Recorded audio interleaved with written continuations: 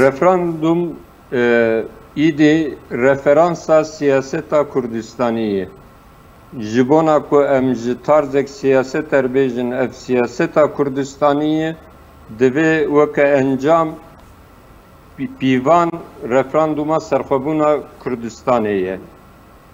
Ji gelek dûr ve her tê gotin ku milletê Kurd çi dixwaze, Kurd doza çi dikin, cara yekem ji milletê Kurd hat pirsîn ka hûn çi dixwazin, bersî bû peyama milletê Kurd jî pir zelal e, em dewleteke serbixwe dixwazin.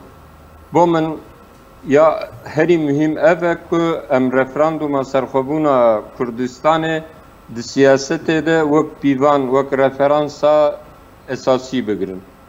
Ya dünya ew e di hundir siyaseta Kurd di her çar parçeyê Kurdistanê gelek car ji devla dewletê em hikûmetê ji xwe re dikin hedef. Weke nimûne li Rojhilatê Kurdistanê dibên rejîma Mollayan, li Rojavayê Kurdistanê rejîma Esad, li Bakur rejîma Erdogan, demek dûr dirêj me digot rejîma Saddam Hüseyin bo başûrê Kurdistanê. Di referandumê de cara yekem rasterast me dewlet girtî hemberxwe û milletê me gotiye em dixwazin ji vê dewletê vekişin. Biya min ev peyama referandumê jî girîng e, bi sedem dijminê me ne filan an bêvan partiyê dewletên dagirkirin.